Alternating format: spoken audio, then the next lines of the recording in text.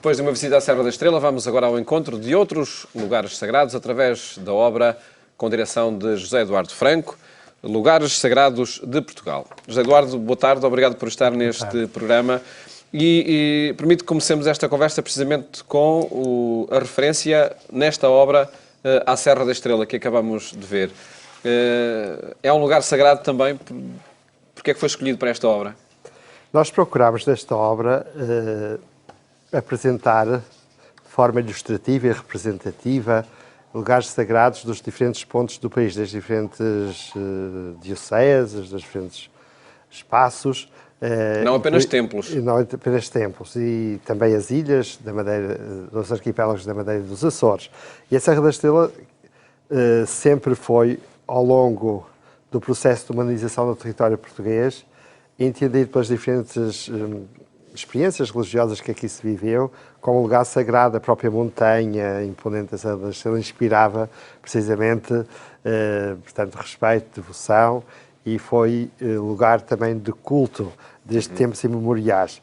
E quisemos também marcar nesta obra esse lugar sagrado como conjunto, mas também tendo na Serra da Estrela uma devoção e uma invocação muito própria, que é precisamente Nossa Senhora da Boa Estrela, e que se enquadra nesse complexo sacral da Serra da Estrela, cujo texto foi elaborado por Eugênio Magalhães e que, portanto, faz referência a um dos pontos mais importantes da história do sagrado em Portugal.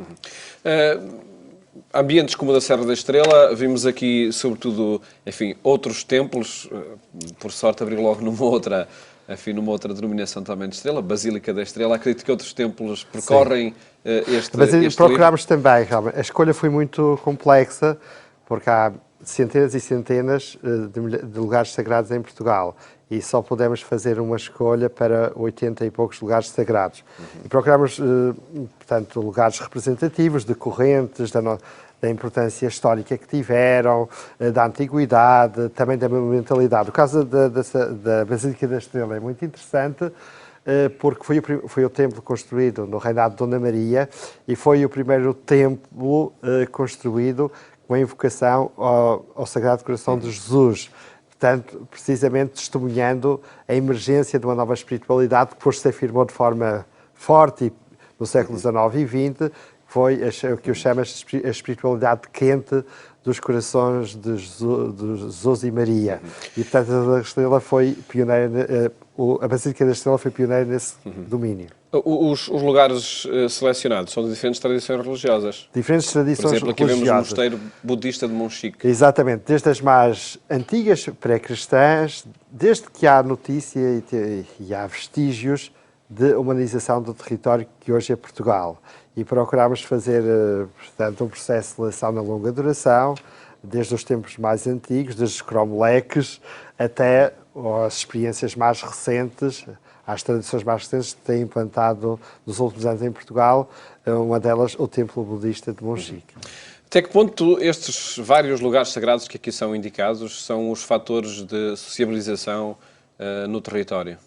Esta obra mostra, na linha de estudos aprofundados que nas últimas décadas têm surgido em Portugal e no estrangeiro, sobre a importância modeladora do religioso, e o religioso como criador de cultura. E, de facto, a experiência religiosa que se traduz materialmente na construção de lugares sagrados e como espaços de sentido e de encontro com o transcendente, foram, por excelência, lugares de produção de cultura e de identidade dos povos. No caso português isso é evidente, e de facto estudar os lugares sagrados é estudar, no fundo, a cultura de um povo. Aliás, a palavra cultura está ligado, é da mesma raiz da palavra culto. E desde o estudo das civilizações se percebe que ao nascimento de uma civilização, de uma cultura, está ligado a uma religião, está ligado a uma experiência religiosa, está ligado à construção de lugares sagrados.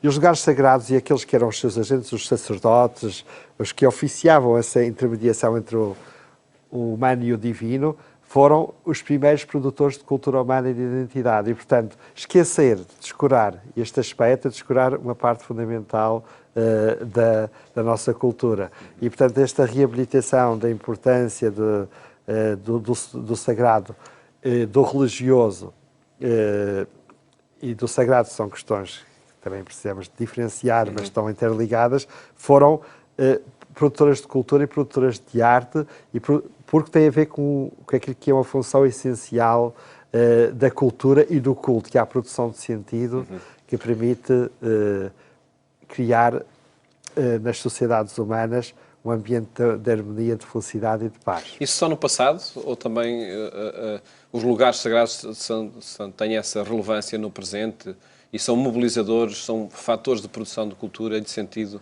no presente? Apesar dos últimos 200 anos terem sido marcados por uma espécie de crítica forte e de um certo descurar e um desvalorizar do religioso e do sagrado, tem-se notado que esse ideário cultural que, de algum modo, fez com que se descurasse até do ponto de vista do estudo, do conhecimento, portanto, esta dimensão fundamental da cultura humana, apesar de tudo, nos últimos anos, há uma espécie... Tem-se falado já desde os anos 80, 90, da reemergência do sagrado, do regresso do sagrado. E, portanto, e nota-se que, como isso é uma dimensão tão importante, tão fundamental, não pode ser submergida. E o que se nota é que ela agora está a vir ao de cima de diferentes maneiras, de maneiras mais positivas e também de maneiras mais negativas. E a reivindicar uma interpretação exatamente, acertada, e é por isso que o sagrado está aí, precisa de ser entendido, compreendido, estudado e valorizado, mas fundamentalmente como fator de humanização que ele é na sua raiz profunda. E se o religioso for entendido como fator de humanização, como sempre foi, pode representar e integrado nas sociedades atuais contemporâneas, pode ter um papel que é absolutamente relevante e realmente há uma procura do religioso crescente, porque é aí que o homem, nessa religar, a religião vem da palavra religar, estabelecer a harmonia perdida, a ligação perdida entre o meio humano e o meio divino. E nós precisamos disso como de pão para a boca. E, portanto, os lugares sagrados representam essa experiência modeladora da nossa identidade, que em Portugal... os lugares sagrados têm uma abundância tal que permite quase dizer que Portugal é quase no seu todo uma terra sagrada. 2 volumes onde se editam estes 80 e poucos lugares sagrados que existem, enfim, selecionados, não é? Por certo, não temos aqui um guia para viagens que estes dias de verão podem proporcionar, mas estão aqui ótimos subsídios para que uma visita possa ser compreendida e possa fazer sentido a estes vários locais. Sim, está construída, esta obra está construída como uma espécie de guia com certo aprofundamento. Será para ler antes de partir. Exatamente. Ou mesmo uma viagem, porque tem também caixas, legendas ligadas às imagens. Realmente, numa viagem, estas obras podem ser levadas e lidas em família, e aqui podemos encontrar o essencial da história do lugar, das características arquitetónicas do património edificado, de algumas histórias interessantes e curiosas ligadas, portanto, àquele processo de edificação daquele lugar sagrado. Portanto, é uma espécie de síntese quase dicionarial que dá-nos uma visão atualizada, de acordo com a ciência atual, daquilo que se sabe sobre aquele lugar sagrado. Acho que pode ser um excelente subsídio para complementar uma viagem de férias com uma meia dose de cultura.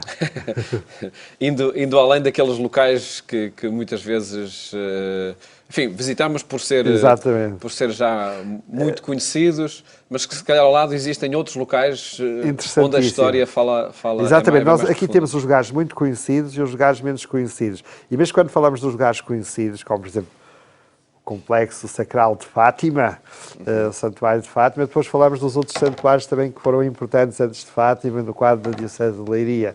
Por exemplo, o mesmo se passa com outros lugares sagrados, nos Açores, a Caldeira de Santo Cristo, etc., que há muitas histórias interessantes associadas e portanto, estes lugares sagrados acabam por ser a ponta do iceberg de um conjunto vastíssimo, volto a dizer, centenas e centenas de outros lugares sagrados que povoaram, ainda povoam e marcam a paisagem do nosso país.